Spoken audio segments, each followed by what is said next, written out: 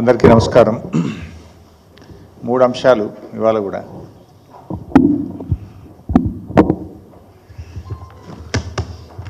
Last అంశం political ఉంటుంది, 3 కూడా రాష్ట్ర ప్రయోజనాలే.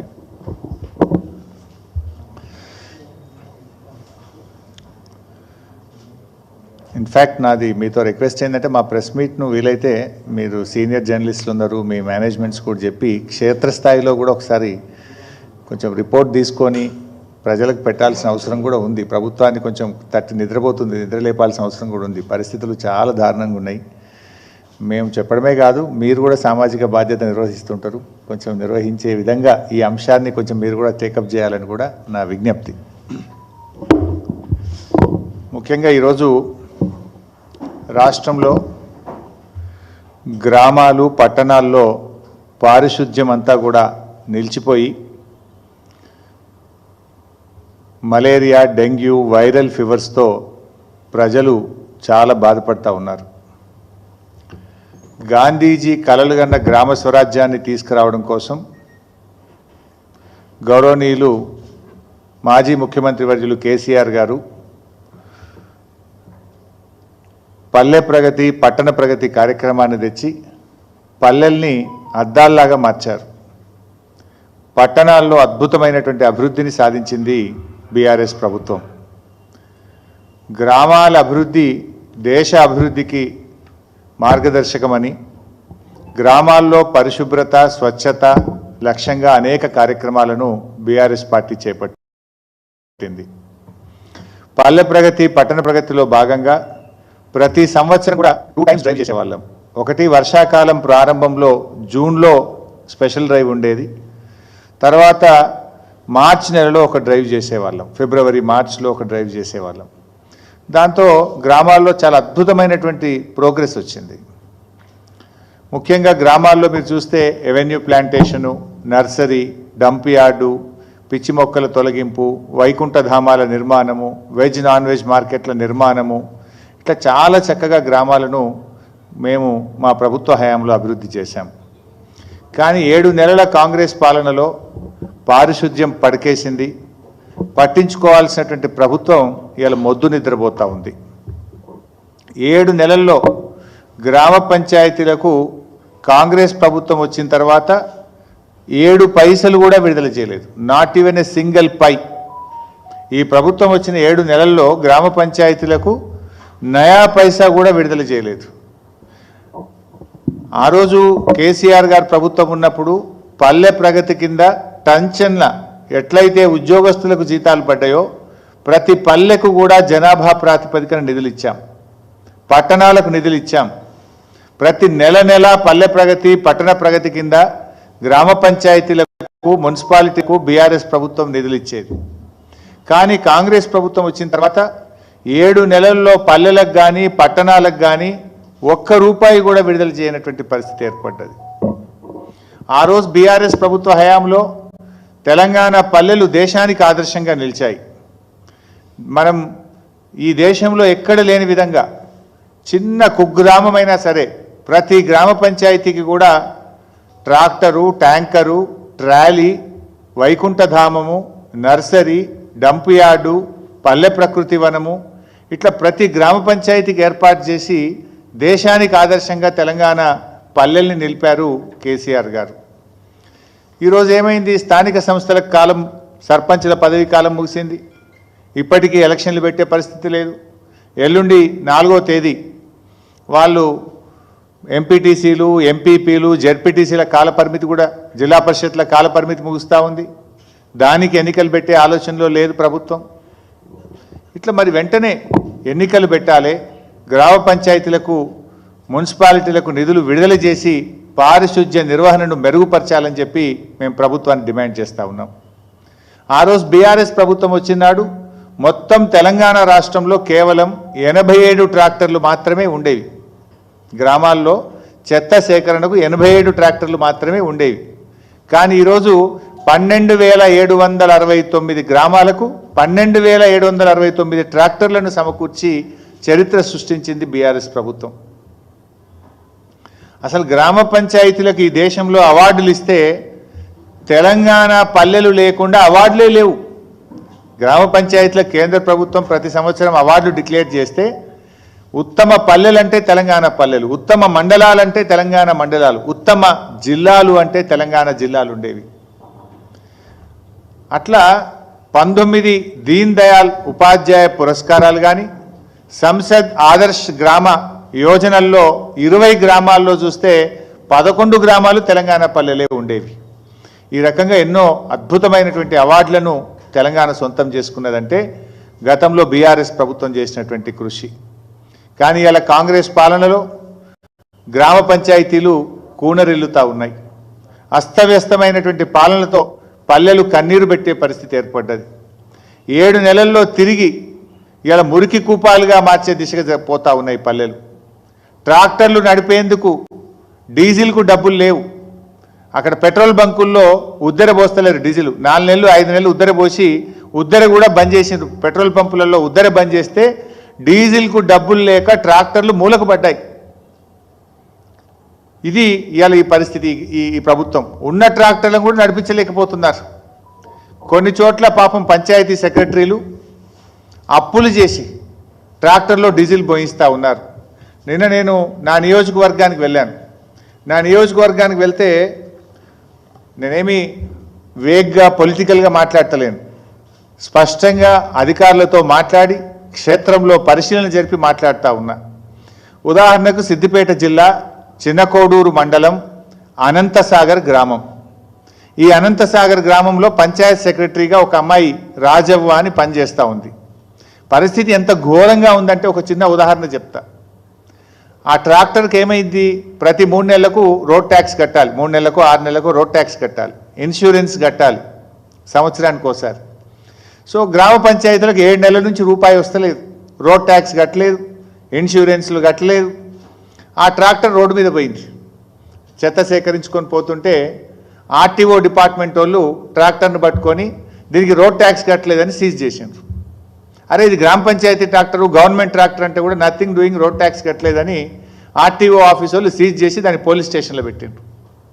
ఈ పంచాయతీ సెక్రటరీ పోయి కాళ్ళ వెళ్ళబడ్డా బతిన్లాడినా 16,000 ఫైన్ రాశాం, ఫైన్ కడితే తప్ప ట్రాక్టర్ ఇవ్వమన్నారు. గ్రామ పంచాయతీలో రూపాయి లేదు.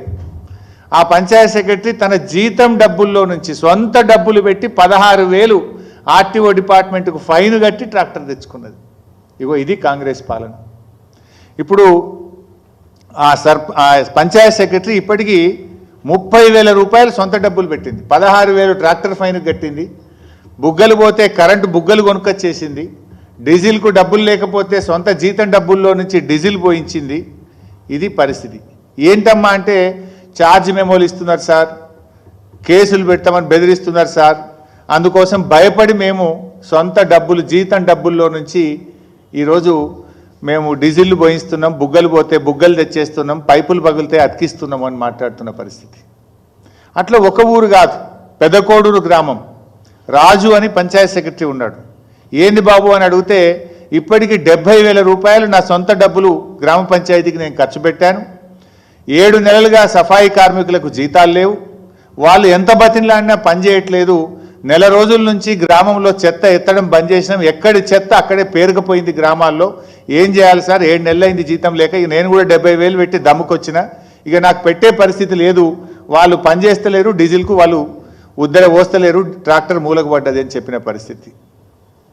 అట్లనే గంగాపూర్ గ్రామం రమేష్ అనే పంచాయత్ సెక్రటరీతో మాట్లాడితే 75,000 రూపాయలు నేను జేబుల్లో నుంచి పెట్టినా సార్, 3 నెలల నుంచి సఫాయి పారిశుద్ధ్య కార్మికులకు జీతాలు లేవు, 4 నెలలుగా ట్రాక్టర్ డీజిల్ నేనే పోయించిన సొంతం, ఇక ఇప్పుడు నాతో కూడా దమ్ముకు వచ్చింది సార్ అంటున్నాడు. కరెంటు బిల్లులు కట్టలేవు, గ్రామ పంచాయతీలు విద్యుత్ శాఖకు బిల్లులు కట్టలేరు. కేసీఆర్ గారు ఉండగా ప్రతి నెల విద్యుత్ శాఖకు గ్రామ పంచాయతీలు కరెంటు బిల్లులు కట్టేది. ప్రతి నెల రాష్ట్ర ప్రభుత్వం గ్రామ పంచాయతీలకు డబ్బులు ఇచ్చేది, పారిశుద్ధ్య కార్మికులకు వేతనాలు ఇచ్చేవారు, ట్రాక్టర్ ఇన్స్టాల్మెంట్స్ కట్టేవారు, విద్యుత్ బిల్లులు కూడా చెల్లించేవారు. అంటే పాలన అస్తవ్యస్తం అయిపోయింది. అసలు ఈ ప్రభుత్వం కనీస రివ్యూ కూడా లేదు.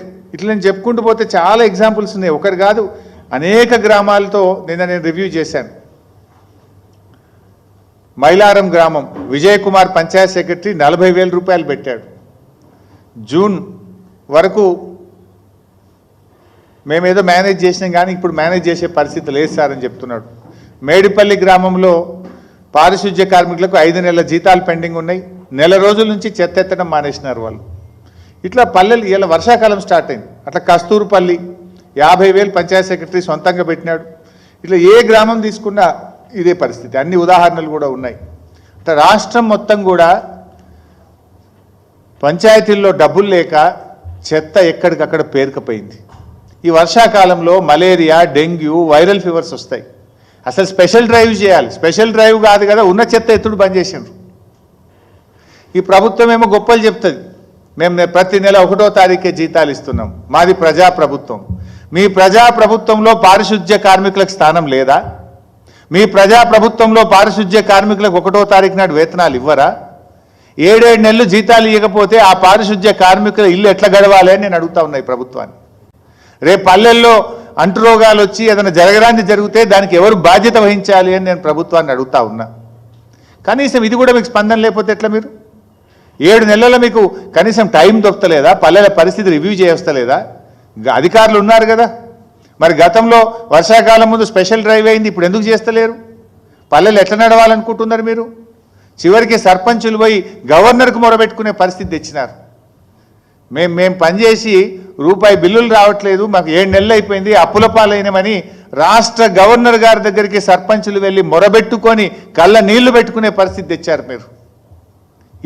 ఎటు పోయింది ప్రభుత్వం? ఎందుకు పని చేయలేకపోతున్నారు మీరు? ఇలా వేతనాలు అందకపోవడంతో ధర్నాలు చేస్తున్నారు పారిశుధ్య కార్మికులు. ప్రతి చోట ధర్నాలు చేస్తున్నారు. కలెక్టర్లకు మెమోరాండాలు ఇస్తున్నారు. స్థానిక ఎమ్మెల్యేలను కలుస్తూ ఉన్నారు. అయినా కూడా పొందడం లేదు. ఇప్పుడు వాస్తవానికి వర్షాకాలం వస్తే ఏముంటుంది? ఫాగింగ్ చేయాలి. దోమలు అరికట్టడానికి ఫాగింగ్ చేయాలి.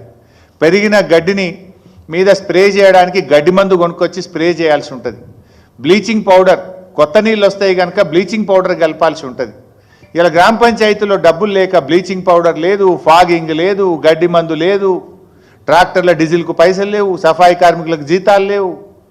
మొత్తం అస్తవ్యస్తమైపోయినటువంటి పరిస్థితి. అంటే ప్రజాపాలన అంటే పల్లెలు ప్రజాపాలనలో భాగం కాదా? పల్లెల్లో పారిశుధ్య నిర్వహణ ప్రభుత్వం బాధ్యత కాదా? ఏమైంది? మీ ఇంటెలిజెన్స్ ఏమైతుంది? మీ నెట్వర్క్ ఏమైంది? ఎందుకు ఈ పల్లెల్ని ఇట్లా నిర్వీర్యం చేస్తూ ఉన్నారు? ఎందుకు ప్రజల్ని ఈ గ్రామ పంచాయతీలో పాలనను గాలికి వదిలేసినారని చెప్పి నేను అడుగుతా ఉన్నా. ముందస్తు చర్యలు తీసుకోవాల్సింది పోయి, స్పెషల్ డ్రైవ్ చేయాల్సింది పోయి, రెగ్యులర్గా జరిగే ప్రతిరోజు జరిగే శానిటేషన్ కూడా బంద్ అయిపోయింది ఈరోజు. బీఆర్ఎస్ ప్రభుత్వం ఉన్నప్పుడు ప్రతి నెల గ్రామ పంచాయతీలకు టెన్షన్గా 275 కోట్లు పోతుండే. Every month 275 crores ఇచ్చేవాళ్ళం. సంవత్సరానికి 3,330 కోట్లు పల్లె ప్రగతి మీద బీఆర్ఎస్ ప్రభుత్వం ఖర్చు పెట్టింది. 3,330 కోట్లు ప్రతి సంవత్సరం పల్లెల్లో అభివృద్ధి కోసం, పారిశుధ్య నిర్వహణ కోసం 275 కోట్లు ప్రతి నెల ఇచ్చాం. మరి 7 నెలలైతే ఒక్క నెల ఒక్క రూపాయి కూడా ఇవ్వలే మీరు. 7 నెలలు ఇంటూ 275 కోట్లు ఇవ్వాలి కదా. మీరు మాకంటే బాగా చేస్తారని ప్రజలు మీకు ఓట్లు వేసినారు. మేము 275 ఇస్తే మీరు 500 కోట్లు ఇస్తారని ప్రజలు ఆశపడ్డారు. ఇంకా బాగా చేస్తారని ప్రజలు ఆశించారు. కానీ ఏమైపోయిందంటే ఏదో కొండ నాలుకకు మందేస్తే ఉన్న నాలుక పోయినట్టు ఇచ్చే 275 కోట్లు కూడా మీ ప్రభుత్వంలో బంద్ అయిపోయినాయి. అదేవిధంగా మేము పట్టణాల్లో కూడా, మున్సిపాలిటీలకు కూడా ప్రతి సంవత్సరం 1,700 కోట్లు రాష్ట్ర ప్రభుత్వం ఇచ్చేది. పల్లెలకు 3,330 కోట్లు, పట్టణాలకు ప్రతి సంవత్సరం 1,700 కోట్లు రాష్ట్ర ప్రభుత్వం ఇచ్చేది. మరి మీరు వచ్చి 7 నెలలైనా 7 పైసలు కూడా ఎందుకు ఇవ్వలేదు? ఏంది మరి? మీరు పట్టించుకోదలుచుకోలేదా? లోకల్ బాడీస్ను మీరు మొత్తం నిర్వీర్యం చేయదలుచుకున్నారా? ఇప్పుడు ఒకసారి ఎంత అద్భుతంగా ఉన్న పల్లెలు కుప్పకూలితే మళ్ళీ దాన్ని మెరుగు చేయాలంటే ఎంత కష్టమవుతుంది? దెబ్బతిన్న ఆరోగ్యాన్ని మీరు తెచ్చేయగలుగుతారా? ప్రజలకు రేపు ఏదైనా గ్రామంలో diarrhoea, malaria, dengue, viral fevers ప్రబలితే దానికి బాధ్యులు ఎవరో నేను అడుగుతా ఉన్నా. ఇప్పటికే హైదరాబాద్లో చాలా మందితో మాట్లాడితే మలేరియా, డెంగ్యూ, వైరల్ ఫీవర్స్తో హాస్పిటల్ చుట్టూ తిరుగుతున్న పరిస్థితి కనబడతా ఉంది. ప్రభుత్వం నుంచి అసలు చలనమే లేదు, ముందస్తు బాధ్యతనే లేదు. ఆ రోజుల్లో మేము గ్రీన్ ఛానల్ పెట్టాం. ఇన్ఫ్యాక్ట్ పల్లె ప్రగతి, పట్టణ ప్రగతి నిధులకు ఎక్కడ ఇబ్బంది లేకుండా గ్రీన్ ఛానల్లో విడుదల చేశారు కేసీఆర్ గారి ప్రభుత్వం. దాదాపు పల్లె ప్రగతి, పట్టణ ప్రగతి కింద గత 5 సంవత్సరాల్లో 20,000 కోట్ల రూపాయలు బీఆర్ఎస్ ప్రభుత్వం ఖర్చు పెట్టింది. మీరు 20 పైసలు కూడా పెట్టలే. 7 నెలలు అయిపోతే 20 పైసలు పెట్టలే మీరు. ఇగో ఇది బీఆర్ఎస్ ప్రభుత్వానికి కాంగ్రెస్ ప్రభుత్వానికి ఉన్న తేడా. మీరు ఎటుపోతుంది అసలు? పాలన ఏమైంది? పాలన గాలికి వదిలేసిందా? 7 నెలలు అయితే 7 రూపాయలు కూడా ఇయ్యరా? గత ప్రభుత్వం 20,000 కోట్లు ఖర్చు పెట్టింది. ఈ రకంగా ఈరోజు నడుపుతా ఉంది. పరిస్థితి ఏంటంటే నిన్న పాపం వాళ్ళు రిటైర్ అవుతున్నారు. ఎంపీటీసీలు జెడ్పీటీసీలు రిటైర్ అయితే ఏదో శాలువా కప్తామని పోతున్నారు. రిటైర్మెంట్లో కొంచెం వాళ్ళు గౌరవించుకుందామని వెళ్ళాం. వాళ్ళు కూడా దరఖాస్తు ఇచ్చారు. అన్న 7 నెలలు అయింది మాకు జీతం రాక. ఎంపీటీసీలకు జెడ్పీటీసీలకు 7 నెలలు అయింది జీతం రాక.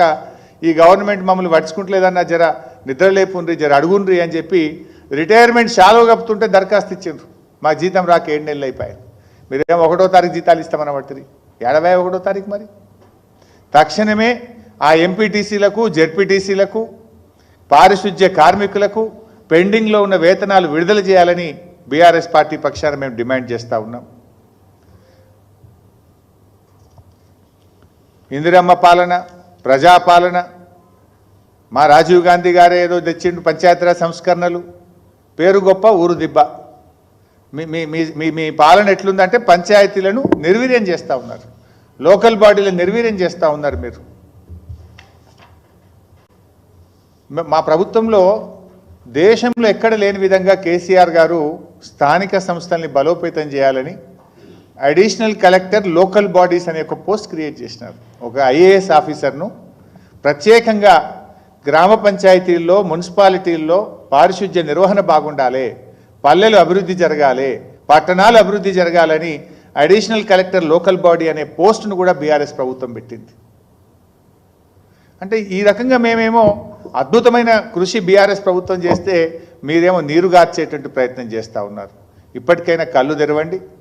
మీరు ఈ గ్రామ పంచాయతీలను మున్సిపాలిటీల్లో మరి వ్యవస్థను గాడిన పెట్టాలని చెప్పి ప్రభుత్వాన్ని కోరుతా ఉన్నాం. ఒకటి, చేసిన పనులకు వెంటనే బిల్లులు విడుదల చేసి ఆ సర్పంచులందరినీ వాళ్ళ పాపం ఆత్మహత్యలు చేసుకునే పరిస్థితి ఉన్నది. మొన్న గవర్నర్ గారికి మొరబెట్టుకున్నారు. తక్షణమే స్పందించి పెండింగ్ బిల్లులు విడుదల చేయండి. పారిశుధ్య కార్మికులు, ఎంపీటీసీలు, జెడ్పీటీసీలకు 7 నెలలుగా బకాయిలు పడ్డ వేతనాలు చెల్లించాలని డిమాండ్ చేస్తూ ఉన్నాం. గతంలో బీఆర్ఎస్ ప్రభుత్వం మున్సిపాలిటీలకు గ్రామ పంచాయతీలకు ఇచ్చినట్టు నెల నెల నిధులు తక్షణమే ఈ 7 నెలల నిధులను గ్రామ పంచాయతీలకు మున్సిపాలిటీలకు విడుదల చేయాలని చెప్పి డిమాండ్ చేస్తూ ఉన్నాం. In fact that is the part of budget. మన మార్చి దాకా అయితే మేము ప్రవేశపెట్టిన బడ్జెటే ఉంది కదా. మీరు జనవరి, ఫిబ్రవరి, మార్చి అయితే ఆ 275 కోట్ల చొప్పున గ్రామ పంచాయతీలకు ఇవ్వాల్సి ఉండే కదా. ఎందుకు పల్లెల మీద కక్ష కట్టినారు? బడ్జెట్లో ఉన్న నిధులు కూడా ఎందుకు ఇవ్వడం లేదు అని చెప్పి నేను అడుగుతా ఉన్నా. ఈ వర్షాకాలం ఉంది కనుక సీజనల్ వ్యాధులు ప్రబుల్తాయి. తక్షణమే మీరు చర్య తీసుకొని ఒక స్పెషల్ డ్రైవ్, గతంలో ఎట్లయితే వర్షాకాలం ముందు పల్లెలలో పట్టణాల్లో మేము స్పెషల్ డ్రైవ్ చేసి మరి పారిశుధ్య వ్యవస్థను మేము మెరుగుపరిచే ప్రయత్నం చేసినామో ఆ స్పెషల్ డ్రైవ్ కూడా తక్షణమే చేపట్టండి. ఆడేం బ్లీచింగ్ పౌడర్ లేదు, ఫాగింగ్కు కావాల్సిన మందులు లేవు, చాలా ఇబ్బందిమైనటువంటి పరిస్థితి ఉన్నది. ప్రభుత్వం ఒక రివ్యూ చేసి తక్షణమే దీని మీద తగిన చర్యలు తీసుకోవాలని చెప్పి మేము కోరుతా ఉన్నాం. ఎందుకంటే ఇవాళ మీరు అటు సంక్షేమాన్ని కూడా వదిలిపెట్టినారు, నిరుద్యోగులను రోడ్డు మీద పడ్డారు, నిరుద్యోగులు నిలువున ముంచేసిండ్రు మీరు, సంక్షేమానికేమో సమాధి కట్టేసిండ్రు మీరు. దయచేయాల్సినటువంటి ప్రభుత్వం ఏమైనా మాట్లాడితే దబాయించే ప్రయత్నం చేస్తూ ఉంది. రాష్ట్రంలో ఆంక్షలు తప్ప పింఛన్లు లేవు. ఇలా పరిస్థితి ఏంటంటే బైసాబ్, ఇలా 1వ తారీఖు జీతం ఇస్తామని గొప్పలు చెప్తున్నారు కదా. మీరు ఏ ఊరు కొన్నా ఒక అవ్వని అడుగుండ్రి, ఒక తాతని అడుగుండ్రి. 2 నెలల పెన్షన్ బాకీ పడ్డది గవర్నమెంట్. మే నెల పెన్షన్ రాలే, జూన్ నెల పెన్షన్ రాలే. అవ్వ తాతలకు 2 నెలల పెన్షన్ బకాయి పడ్డారు. పక్కనేమో చంద్రబాబు నాయుడు గారు 4,000 పెన్షన్ ఇచ్చిండు, పాత బకాయిలు కలిపి 7,000 పెన్షన్ 1వ తారీఖు అందించిండు. ఆయనేమో 1వ తారీఖు 7,000 ఇస్తే నువ్వు 4,000 చేస్తా అంటివి, 4,000 చేయకపోతివి, ఇచ్చే 2,000 2 నెలల నుంచి ఎగబెడితివి. ఎన్నడిస్తావు? అవ్వాతాతలకు బకాయి పడ్డ 2 నెలల ఆసరా పెన్షన్ను వెంటనే విడుదల చేయాలని చెప్పి ఈ ప్రభుత్వాన్ని డిమాండ్ చేస్తూ ఉన్నా. మీరు 4,000 ఇస్తామన్నారు, ఆ 4,000 కూడా వెంటనే మీరు ఆ రోజు బాండ్ పేపర్ల మీద రాసిచ్చిండ్రు.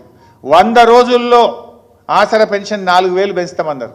200 రోజులు దాటింది, ఇంకెప్పుడు ఇస్తారు? 200 రోజులు దాటినా అవ్వా తాతల మీద కనికరం రాదా? తక్షణమే 4000కు పెన్షన్ పెంచాలని, బకాయి పడ్డ 2 నెలల అవ్వా తాతల ఆసరా పెన్షన్దారులందరికీ పెన్షన్ బకాయిలు విడుదల చేయాలని చెప్పి కూడా ఈ ప్రభుత్వాన్ని మేము డిమాండ్ చేస్తూ ఉన్నాం. ఇవాళ నిన్న మీరందరూ కూడా చూసే ఉంటారు, పొద్దున్నేమో పత్రికల్లో చూసాం, ఎక్కడ కనబడలేదు. కానీ పాపం ఒక రైతు కాంగ్రెస్ పార్టీకి ఓటేసిన పాపానికి నేను ఆత్మహత్య చేసుకుంటున్నా అని చెప్పి ఆ స్థానిక కాంగ్రెస్ నాయకుల దాష్టికానికి ఆయన స్వయంగా ఒక వీడియో మెసేజ్ విడుదల చేసి ఒక రైతు ఆత్మహత్య చేసుకున్నాడు. నిజంగా ఆయన మాటలు వింటే చాలా హృదయ విదారకంగా ఉన్నాయి. అదొకసారి ఖమ్మం జిల్లా చింతకాని మండలానికి చెందినటువంటి రైతు మరి ఆయన వీడియో ఒకసారి ఆ ప్రభాకర్ గారి వీడియోను మీరు చూసిన తర్వాత ఆ అంశం మీద తిరిగి మాట్లాడతాను. ఉన్న పొలాన్ని 276, 277 భోజట్ల వీరభద్రే, భోజట్ల ప్రభాకరు. అలాంటి మా పొలాన్ని పొక్కులేళ్లతో 2 200లు, 2 జేసీబీలు, మరి అలాగే 2 ట్రాక్టర్ డోజర్లతోటి సర్వనాశనం చేసి నా పొలాన్ని నాశనం చేశారయ్యా. అలాంటి వ్యక్తులు కోరబడి కిషోరు, అలాగే మరి పెంటెల రామారావు, అలాగే మరి గుర్రం నాగమల్లేశ్వరరావు, అలాగే వ్యక్తులు కొంతమంది మొగిలి శ్రీను, మొగిలి ముత్తయ్య, ఇలాంటి వ్యక్తులు అందరు కలిసి వాళ్ళకి సపోర్ట్ చేసి నా పొలాన్ని సర్వనాశనం చేశారు. దయచేసి నా ముందు దయవంచి రైతు వారీగా ఈ వీడియోని మన ముఖ్యమంత్రి గారికి, మన బట్టి విక్రమార్క గారికి పంపించి నా రైతుగా కాపాడాల్సిందిగా కోరుతున్నామయ్యా. అలాంటి నాకు ఈ మందేశ్వరణమయ్యా 2 ఆలోచనలు కూడా ఏమీ లేదయ్యా. నా పొలాన్ని సర్వనాశనం చేసి వదిలేశారయ్యా. మరి ఎంఆర్ఓ గారికి చెప్పారయ్యా, ఎంఆర్ఓ గారికి చెప్పినా కూడా ఏ ప్రయోజనం లేకుండా పోయిందయ్యా. మరి ఎస్ఐ గారికి చెప్పాయా, ఎస్ఐ గారికి చెప్పినా కూడా ఏ ప్రయోజనం లేకుండా పోయిందయ్యా. ఇవాళ మరి అటు తిరిగి కలెక్టరేట్కి వచ్చిందయ్యా. కలెక్టర్ గారికి వెళ్తామనేసరికి టైం అయిపోయింది అన్నారయ్యా. నాకు ఏదో చిన్న ఏమీ లేదయ్యా. ఈ మందు పుట్టి తప్ప 2 ఆలోచన కూడా నాకు ఏమీ లేదయ్యా. సర్వనాశనం కావడం తప్ప నా కుటుంబం ఏమీ లేదయ్యా. నా 3 ఎకరాలు 7 ఎకరాలు 10 కుంటల్లో 3 ఎకరాల పొలాన్ని సర్వనాశనం చేసి ఇది చేశారయ్యా. నాకు అది వేరే ఖచ్చితంగా కూడా ఏం లేదయ్యా. ఈ మందు పుట్టే నాకు శరణమయ్యా. రైతు వారికి అందరూ దయవంచి, నా అందు దయవంచి ఇది మన ముఖ్యమంత్రి గారికి, మన బట్టి విక్రమార్క గారికి చేరాలని దయచేసి నా ముందుగా కోరుకుంటున్నానయ్యా. ఇంత మటుకి నేను ఎవరు పోలేదే. దయచేసి నేను రైతుగా బతికినయ్యా. రైతే రాజ్యం వస్తే బాగుంటుందని చెప్పేసి మన కాంగ్రెస్ గవర్నమెంట్ ఓటేసానయ్యా. కాంగ్రెస్ గవర్నమెంట్ ఓటేసినందుకే ఇదేనా నాకు విషయాలు. ఈ 2 ఆలోచన లేదయ్యా. దయచేసి అందరు కలిసి నాకు న్యాయం చేయాల్సిందే కోరుతున్నాం అయ్యా. నా కుటుంబ సభ్యులకి న్యాయం జరగాలని నేను ఇదే మీరు నా కుటుంబ సభ్యులకి న్యాయం జరగాలని దయచేసి కోరుకుంటున్నాను అయ్యా. అయ్యా మీకు తండా పెడతానయ్యా. రైతు వారికి అందరూ నన్ను దయవచ్చి అందరూ ఇచ్చేయండి అయ్యా. 2 ఆలోచన కూడా ఏలేదు. నాకు మతముండేది అయ్యా. నీకు అందరూ కలిసి నాకు న్యాయం చేయండి అయ్యా. ఇది నిజంగా ప్రభాకర్ ఆత్మహత్య చాలా హృదయ విదారకంగా ఉంది. ప్రభాకర్ ఆత్మహత్య చేసుకోవడం నిజంగా చాలా దురదృష్టకరం. ఆ కన్నీళ్లు పెట్టుకుంటూ ఆయన పెట్టిన వీడియో చూస్తే చూసిన వాళ్ళ కళ్ళలో కూడా నీళ్ళు వస్తూ ఉన్నాయి. అంటే ఇది రాష్ట్రంలో ఎంత విషాదకరమైనటువంటి పరిస్థితులు ఉన్నాయనే దాన్ని ఈ వీడియో, ఆ రైతు ఆత్మహత్య ఇలా మనకు సూచిస్తూ ఉంది. ప్రభాకర్ చనిపోయిన తర్వాత ఆయన తండ్రి గారు పోలీసుల దగ్గరికి వెళ్ళి ప్రభాకర్ చెప్పిన పేర్లతో కంప్లైంట్ ఇస్తే కంప్లైంట్ తీసుకోవడానికి కూడా పోలీసులు నిరాకరిస్తున్నారు. నిన్నటి నుంచి ప్రభాకర్ తండ్రి ఆయన నార్మల్గా సూసైడ్ నోట్లో కానీ చనిపోయే ముందు చెప్పినటువంటిది ఆటోమేటిక్గా దాన్నే మరణ వాంగ్మూలంగా స్వీకరించి కేసులు పెడతాం మనం. అంత స్పష్టంగా వీడియోలో ఉన్న తర్వాత కూడా స్పందించాల్సిన పోలీసులు స్పందించకపోగా మృతుడి యొక్క తండ్రి గారు వెళ్ళి పోలీస్ స్టేషన్లో కంప్లైంట్ ఇస్తే ఆ కంప్లైంట్ తీసుకోవడానికి కూడా నిరాకరిస్తున్నారు పోలీసులు. అంటే ఈ రాష్ట్రంలో శాంతి భద్రతల పరిస్థితి ఎంత దారుణంగా తయారైపోయిందో మీరు చూడండి. నిజంగా ఇలా ప్రభాకర్ చావుకు కాంగ్రెస్ పార్టీ కారణం, ఈ ప్రభుత్వం పాలన కారణం. ఆయన ఎస్ఐ గారి దగ్గరికి పోయారు, ఎంఆర్ఓ గారి దగ్గరికి పోయారు, కలెక్టర్ గారి దగ్గరికి పోయాను అని చెప్పి స్పష్టంగా చెప్పాడు. ఆ ముగ్గురిలో ఏ ఒక్కరైనా స్పందించి ఉంటే ఇవాళ ప్రభాకర్ బతుకుండేవాడు కదా. అంటే పాలన సరిగా లేదు. ఎస్ఐ గారు స్పందించలేదు, తహసీల్దార్ గారు స్పందించలేదు, కలెక్టర్ ఆఫీస్లో న్యాయం జరగలేదు. ఇంకా చివరికి నాకు చావే దిక్కు అని చెప్పి ఆయన ఈరోజు తన ప్రాణాన్ని వదులుకున్నాడు. ఇది చాలా బాధాకరం. వాస్తవానికి ఏ రైతు కూడా చనిపోవద్దనే కోరుకుందాం, ధైర్యంగా ఉండాలి, పోరాడాలి. అటువంటి వాళ్ళ పక్షాన ప్రజలు మాకు ఇలా ప్రతిపక్ష బాధ్యత ఇచ్చారు. ఇటువంటి కష్టాల్లో ఉండి ప్రభుత్వం పట్టించుకోనటువంటి వాళ్ళ గురించి ప్రశ్నించే బాధ్యతను ఇలా బీఆర్ఎస్ పార్టీకి ప్రజలు ఇచ్చారు. మా బాధ్యతనే ఈ ప్రభుత్వాన్ని నిద్రలేపడం, ప్రభుత్వాన్ని తట్టిలేపడం, ప్రభుత్వం తప్పు చేస్తే దాని మీద పోరాటం చేయడమే మా బాధ్యత. సో ఈ సందర్భంగా నేను మిగతా రైతులు కానీ ఎవరైనా మీకు ఏదైనా కష్టం ఉంటే అధికారులకు చెప్పండి, వాళ్ళు వినకపోతే మా దృష్టికి తీసుకురండి, తప్పకుండా మేము పోరాడతాం, మిమ్మల్ని కాపాడుకుంటాం తప్ప ఎవరు ప్రాణాలు తీసుకోవద్దని చెప్పి కూడా మేము విజ్ఞప్తి చేస్తూ ఉన్నాం. అయితే ఈరోజు ఈ అంశం జరిగితే ఇప్పటిదాకా ప్రభుత్వం నుంచి దీని స్పందన లేదు. ఏ ఒక్క మంత్రి గారు మాట్లాడరు.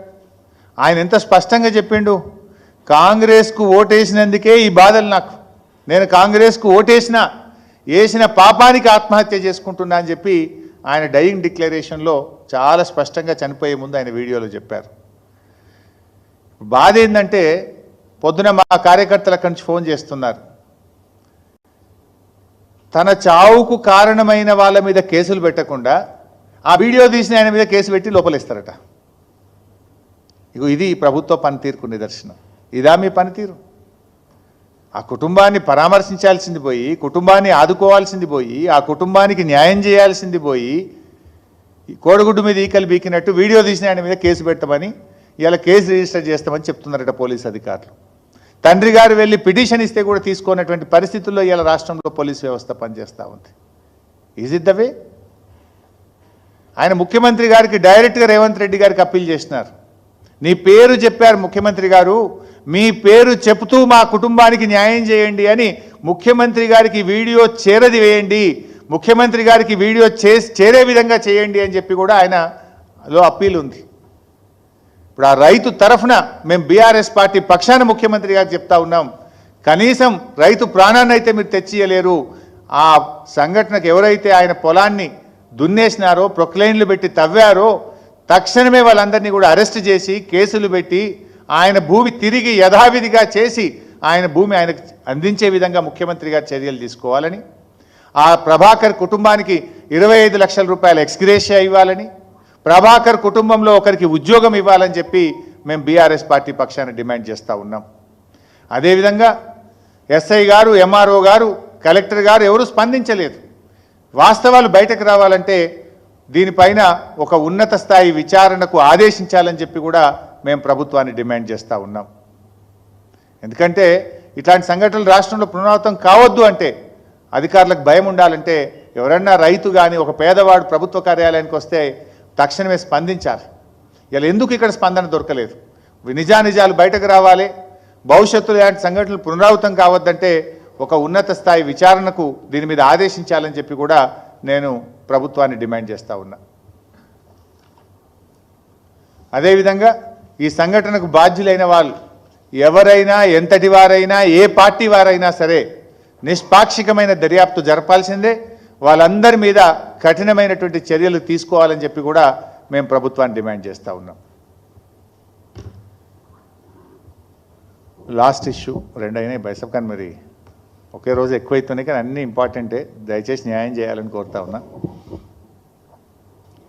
ఆంధ్రప్రదేశ్ ముఖ్యమంత్రి గారు చంద్రబాబు నాయుడు గారు రాష్ట్ర విభజన సమస్యల మీద చర్చించడానికి మన ముఖ్యమంత్రి గారికి లేఖ రాసినట్టుగా పత్రికల్లో చూసాం.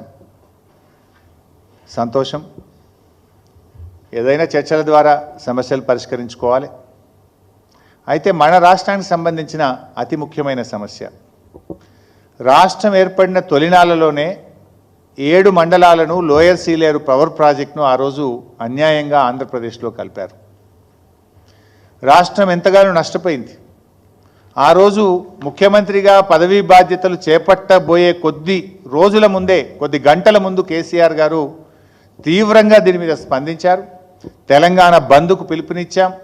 పార్లమెంట్లో కూడా ఈ బిల్లు పట్ల తీవ్రమైన నిరసనను తెలిపి అడ్డుకునేటువంటి ప్రయత్నం చేసింది బీఆర్ఎస్ పార్టీ. కానీ బిల్లును ప్రవేశపెట్టింది బీజేపీ, బిల్లుకు మద్దతు ఇచ్చింది కాంగ్రెస్ పార్టీ. మరి రేవంత్ రెడ్డి గారు ఈ విషయం మీద చొరవ చూపాలి.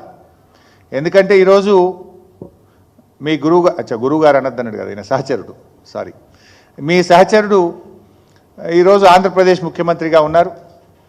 వారు ముఖ్యమంత్రియే కాదు, దేశంలో ఉండే ఎన్డీఏ ప్రభుత్వం ఆయన మీద ఆధారపడి ఉంది. ఎన్డీఏ ప్రభుత్వం, బీజేపీ ప్రభుత్వం ఆయన మీద ఆధారపడి ఉంది. సో రేవంత్ రెడ్డి గారు చొరవ చూపాలి. చంద్రబాబు నాయుడు గారి మీద ఒత్తిడి తెచ్చి మన 7 మండలాలు మన లోయర్ సీలేరు పవర్ ప్రాజెక్ట్ మనకు వచ్చే విధంగా మరి కృషి చేయాలి, ప్రయత్నం చేయాలని చెప్పి నేను డిమాండ్ చేస్తూ ఉన్నా. అది మొదలు 7 మండలాలు వచ్చినాకనే విభజన సమస్యలపై ముందుకు వెళ్ళాలని చెప్పి కూడా నేను ప్రభుత్వాన్ని కోరుతా ఉన్నా. ఫస్ట్ మొదటి ఎజెండా 7 మండలాలు ఉండాలి. వాళ్ళు పోలవరం కట్టుకోవడానికి మనకు అభ్యంతరం లేదు. ఇలా కనీసం భద్రాచలం టెంపుల్కి వచ్చే భక్తుల బండ్లు పెట్టుకోవడానికి పార్కింగ్కు జాగా లేకుండా అయిపోయింది. భద్రాచలంలో ఏర్పడిన చెత్త వేయడానికి డంప్ యార్డు కూడా స్థలం లేని పరిస్థితి ఏర్పడ్డది. ఆ 7 మండలాల ప్రజలు కూడా తెలంగాణతో ఉండాలని కోరుకుంటా ఉన్నారు. అందువల్ల ఈ మీటింగ్లో మొదటి ఎజెండా తెలంగాణకు 7 మండలాలు తిరిగి వాపసు ఇచ్చే విధంగా. ఎందుకంటే ఆయన ఇవాళ శక్తివంతులు. చంద్రబాబు నాయుడు గారు, ఆయన చేతుల్లో బీజేపీ ప్రభుత్వం ఉంది, ఎన్డీఏ ప్రభుత్వం ఉంది. ఆయన చొరవ చూపి 7 మండలాలు మనకి ఇచ్చే విధంగా రేవంత్ రెడ్డి గారు ఒత్తిడి తేవాలి. ఈ 7 మండలాలు ఇచ్చినాకనే మిగతా విభజన సమస్యలపై ముందుకు పోవాలని చెప్పి నేను ప్రభుత్వాన్ని కోరుతున్నాను. Thank you.